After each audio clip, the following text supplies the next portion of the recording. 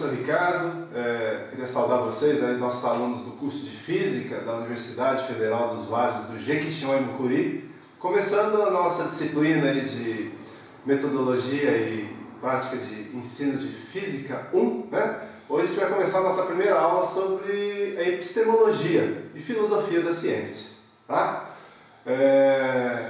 Bom, epistemologia e filosofia da ciência significa o seguinte: vocês realmente sabem o que é o conhecimento? Você realmente sabe aquilo que você acha que você sabe? Você sabia que saber o que você acha que você sabe é um problema de saber o que é o próprio saber? Essas são algumas perguntas que são tratadas pela área do conhecimento em filosofia, que é a epistemologia. Há 4 tipos de conhecimento. O primeiro a gente vai chamar de conhecimento religioso, desde os primórdios das civilizações. O segundo é o conhecimento do senso comum, transmitido de geração em geração, sem comprovação científica. O terceiro é o conhecimento filosófico, baseado na argumentação e no raciocínio lógico. O quarto é o conhecimento científico, baseado no método de experimentações, de elaborações de teorias científicas. Epistemologia vem do grego episteme, que significa conhecimento certo, ciência. E logos, também vem do grego, significa discurso, estudo. Em sentido estrito, refere-se ao ramo da filosofia que se ocupa do conhecimento científico. É o estudo crítico dos princípios, das hipóteses e dos resultados das diversas ciências com a finalidade de determinar seus fundamentos lógicos, seu valor e sua importância objetiva. Em uma acepção mais restrita, a epistemologia pode ser identificada com a filosofia da ciência. Então, episteme difere do doxa. Episteme, então, significa conhecimento fundamentado e doxa, mera opinião.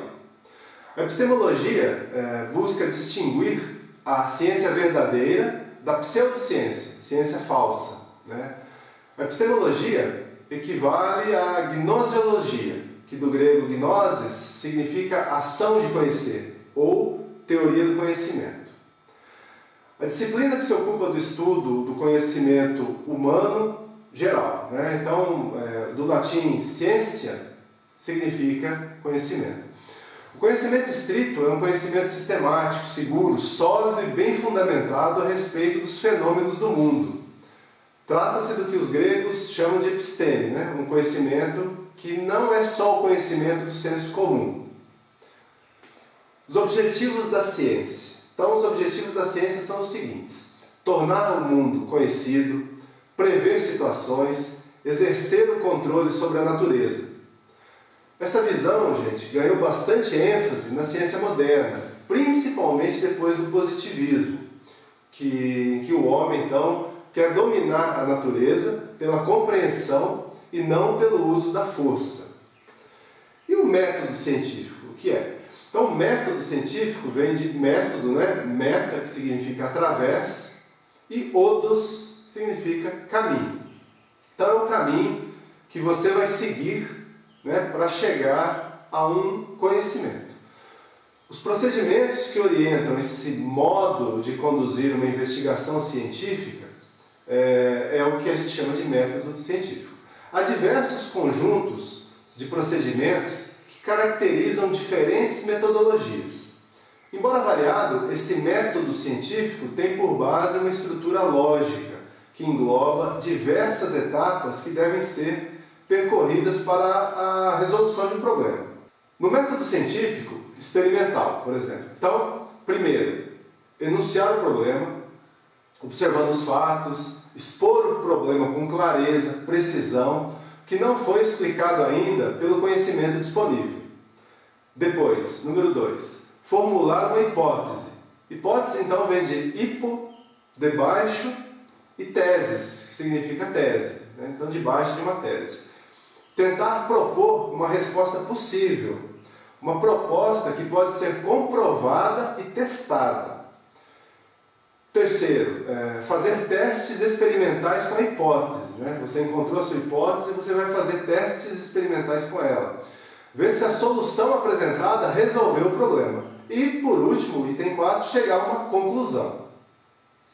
Um exemplo, até de forma anedótica, né, foi o da fruta que caiu na cabeça de Newton. Vocês lembram, né? Vocês já viram isso? Aquela imagem da maçã caindo na cabeça de Isaac Newton, né?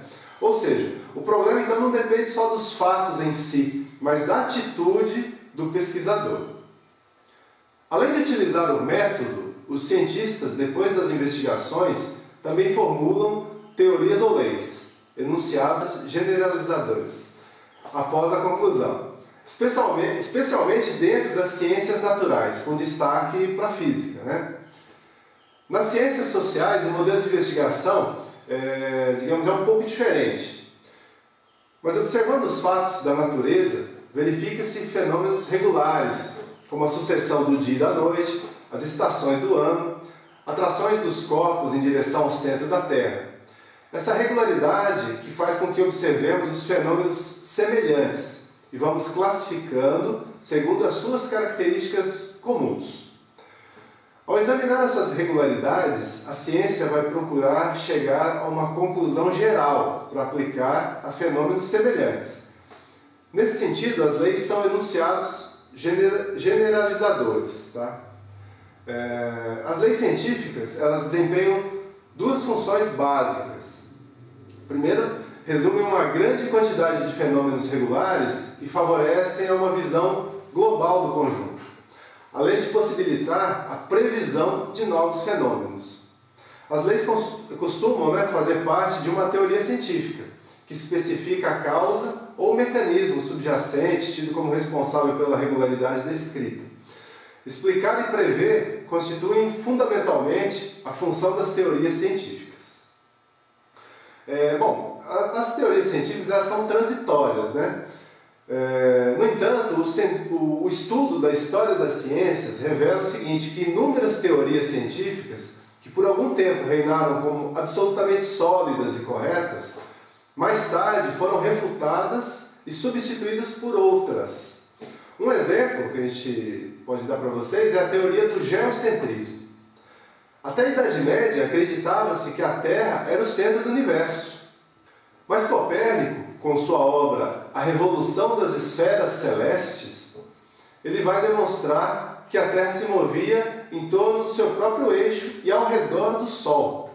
Então foi conhecida essa teoria como teoria heliocêntrica, né? O Sol no centro. Né?